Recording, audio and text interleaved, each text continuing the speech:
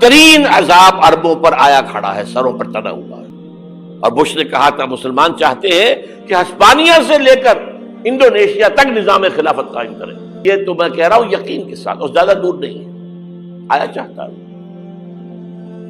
اس لیے کہ یہودیوں کا اور عیسائی جو کنزرویٹوز ہیں، نیو کنزرویٹوز، ان کا 5 نکاتی ایجنڈا ہے متفق علیہ، جس کے تحت کہ یہ جنگ صلیبی شروع کی گئی ہے۔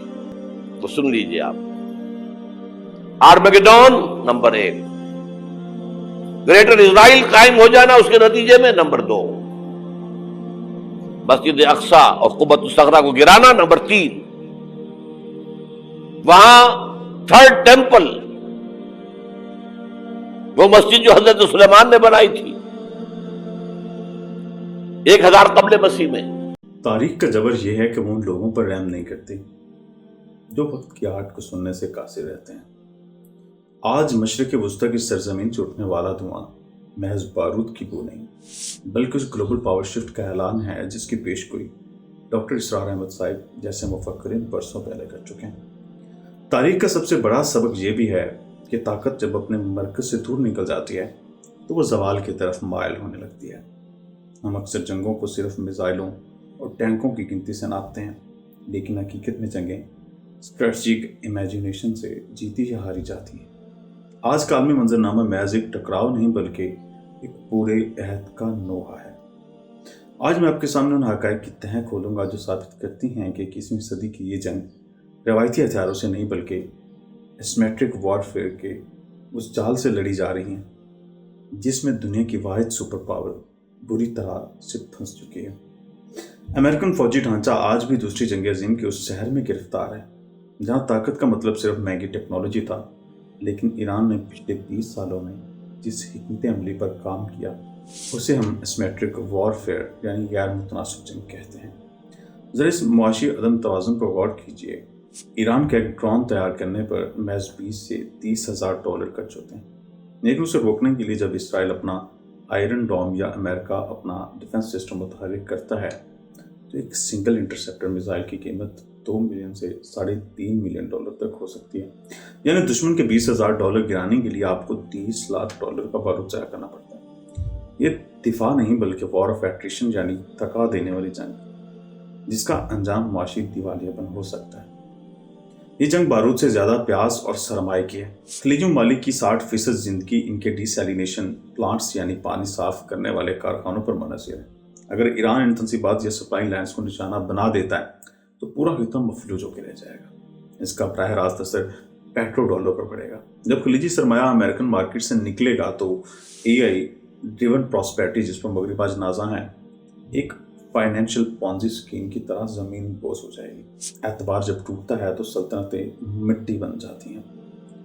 یہاں مجھے ڈاکٹر اسرار احمد کا وہ پروفیٹک ویژن یاد آتا ہے جہاں انہوں نے دا گریٹ آرمیگڈن کے حوالے سے خبردار کیا تھا۔ ڈاکٹر صاحب اکثر فرماتے تھے کہ خلافت کے احیاء کی راہ میں عالمی صہیونی نظام اپنی پوری قوت صرف کرے گا۔ آج جب ہم ایران، اسرائیل اور امریکہ کو ایک فل اسکیل کنفلکٹ کے دہانے پر دیکھتے ہیں تو وہ اسی حتمی ٹکراؤ کی ایک کڑی معلوم ہوتی ہے جو سیاست سے زیادہ آخرت کے نظریات سے جڑی ہے۔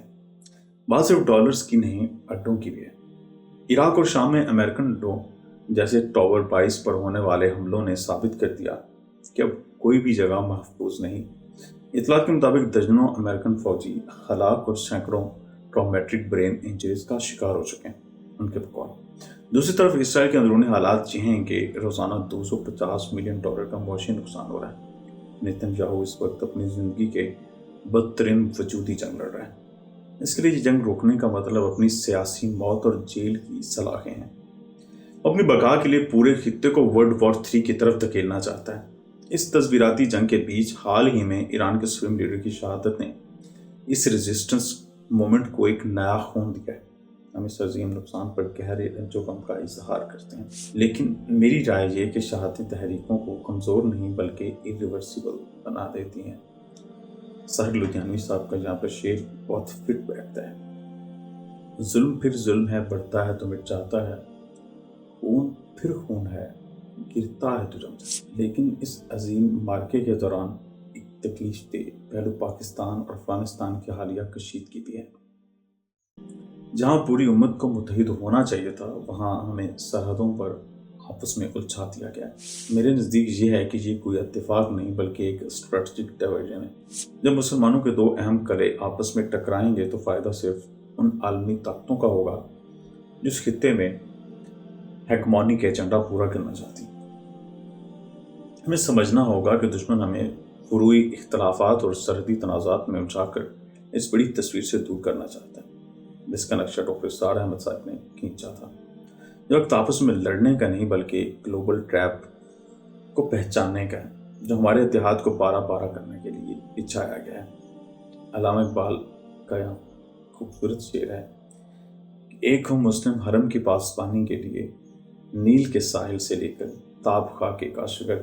خلاصہ کلام یہ ہے کہ ہم ملٹی پولر ورلڈ میں داخل ہو چکے ہیں، پرانے بت ٹوٹ رہے ہیں اور طاقت کے نئے مراکز بڑھ رہے ہیں۔ یہ وقت صرف خبریں سننے کا نہیں بلکہ آنے والے طوفان کے لیے خود کو تیار کرنے اور آپس کے اختلافات میں مٹانے کا ہے۔ آپ کا اس گلوبل ٹرانسفارمیشن کے بارے میں کیا خیال ہے کہ ہم اپنے داخلی اختلافات کو بھلا کر اس عظیم چیلنج کا سامنا کر پائیں گے؟ کمنٹ سیکشن میں اپنی بصیرت کا اظہار ضرور کیجیے گا۔ میں ہوں آپ کا میزبان اسلان ضیاء اور آپ دیکھ رہے ہیں پاک اسپورٹس۔ انشاءاللہ پھر حاضر ہوں گے نئی ویڈیو کے ساتھ، تب تک کے لیے اللہ نے